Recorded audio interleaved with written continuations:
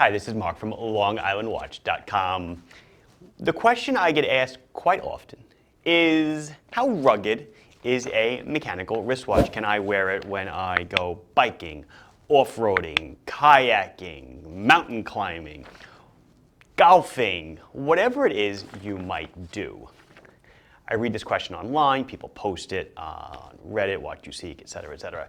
And it's a very good question when you're comparing mechanical and quartz watches. Mainly because in a mechanical watch, the Achilles heel is that little balance that goes back and forth. And it is supported by very, very, very thin pivots, if we will, staff, whatever you want to call it. It's more like a wire. And that's very fragile. And if you drop the watch or shake it too much, it can break. That's why when you hear watches have shock protection, which I've done a video on, try to pop up a card, KIF, Inca block, that's all to remedy shock in the movement so that it doesn't break if you drop it or hit it hard. So I was contacted back in like March or April of last year of 2022 by a gentleman named Bill out western part of the United States. I'm pretty sure he's in Utah. I think he is. I just didn't look it up. I have all his paperwork here. And Bill asked the same question, and we developed a rapport on the back and forth questioning. And finally, I was like, hey, Bill. Bill's a very active guy. He does all this outdoorsy stuff. And I said, hey, if I send you a watch, I'll test it before I send it to you. Can I send it to you? You run it through your paces for a time, record what you do, log it, send it back to me, I'll see how it operates, et cetera, and I'll do a video on it. And he most full-heartedly agreed. I will just give you a quick opening glimpse of his email. And interspersed through this video, I'll throw up a bunch of footage. Hi, Mark, I am new to the automatic watch world. I mountain bike, single track, dirt bike, adventure bike, kayak, hike, and trail run through rocky mountain trails, break spokes, bend wheels, wear out bike grips, flatten tires, etc. This year we're biking through Idaho to Canada and back, Colorado to Montana via Wyoming from Utah.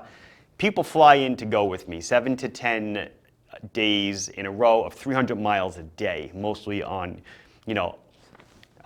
rocky roads. So I was like, great, this is excellent. What a great test this is going to be. Because where I come from, right, my background is aerospace engineering. I have a degree in mechanical engineering. I worked for a defense contractor for a number of years. And when the government comes out and says, or the Air Force, Navy comes out and says, we need a transponder that's going to survive the F-18 environment. It's all very cut and dry. You get a spec. The spec references other government specs, MIL Standard 810 being one of the most popular. It says, pop it on a vibration table, shake it to this level for 2 hours, run it while it's shaking, check it when it's done, make sure it still works, put it in a temperature altitude chamber, zoom it up to 70,000 feet, make it 70 degrees centigrade, run it at its highest power mode, blah, blah, blah, blah, blah, blah, make sure it still works. By the way, these are real tests. So very cut and dry. But for outdoorsmen, outdoorswomen, outdoor people, there's no real, mechanical watches aren't really tested. Of course, yes, Marathon has military watch tests, but those are, again, to be fielded by service members. It's not a guy, cutting firewood. So I thought that this was just a really, really fun test that we could do. So Bill updates me. So this whole saga goes on from April to July. And Bill was kind enough to take a lot of video with his GoPro. So I'll throw all that up as I can. I have some. I went through, there's a lot of it. Guys, there's like months and months of footage, but I went through a lot of it and, I kind of picked out the good parts that you'll see while I yap. So this is a July update. Mark, 2 dirt bikes going to the shop this week for repair. So this is all while he's wearing the watch. He's breaking dirt bikes. He's cutting sod, moving 35,000 pounds of stone, replacing a mountain bike seat post. Wrist needs a rest. Islander is still spot on after 4 days in muddy irrigation holes last month. Gotten a lot of abuse. Everything's looking good still. And then finally, in October, I get his last update before he sent the watch back to me. And I will tell you, when he sent it back to me, still running fine, put it on the time grapher. It works like it left here. Hi, Mark, my log is done. When I say log, he submitted me a diary, really very detailed, nice guy, and his video card. The watch is absolutely amazing. You should be very proud of your work. Oh, what was the watch? Did I even say it? I don't even know. It's an Islander. It's an ISL-58, the full loom Islander monster. I broke 2 motorcycles, one of them really bad, flattened a lot of tires, spread 220,000 pounds of stone, dropped it 3 feet onto a tile floor, among other things, and it's still working. Has some battle scars, but otherwise looks amazing. So I'm gonna pop that there. So successful.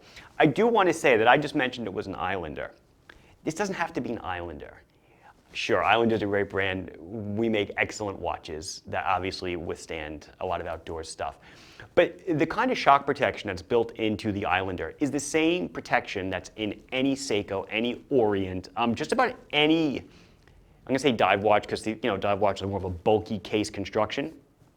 They're all pretty much the same, meaning there's almost no shock protection from movement to case. All the shock protection is built into the movement, like that KIF or Inca block that I spoke about in the beginning. Of course, you have G-Shocks and stuff. Those are your analog, quartz watches, and they have springs and little shock dampers and stuff. And there are automatic watches that have little dampers in them to cushion the movement. It's mostly for play, I think. But I think it's just truly amazing that what this guy put the watch through for 6 months. He has the watch back now. It came here, I tested it, worked great, sent it back to him, his log, his GoPro, his little video card, everything.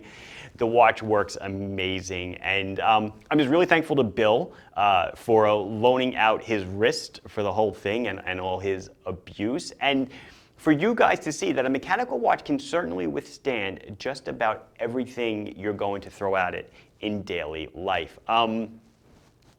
It's all about, and this gets more into the engineering of it, the watch has a certain amount of shock that it can take. But when it's on your wrist, don't forget, and again, a little bit engineering-ish as I'm fixing the keeper on my strap. The human body has a very low natural frequency, so we are a natural isolator to vibration. So, if I stand on a vibration table and I pump in 100 hertz at 10 Gs into my feet, my wrist is not going to feel anywhere near that, and the watch is going to feel even less. Really, we're talking about bumps and shocks and stuff. Dropping a watch is probably the worst thing you can do, but as Bill said, he dropped it 3 feet onto a tile floor and it's still working. I'm not saying you should do that, because if you do, you may not get the same results. But I think that's about it. A big thank you to Bill out in Utah for helping us out with this and educating us a little bit more on what a mechanical wristwatch can take. This has been Mark from LongIslandWatch.com. Like the video if you enjoyed it. I hope you learned something. Subscribe to the channel if you have not done so. Questions, comments, your own stories, put them down below, and I'll be sure to address them as soon as I can. Thank you very much for watching. Bye-bye.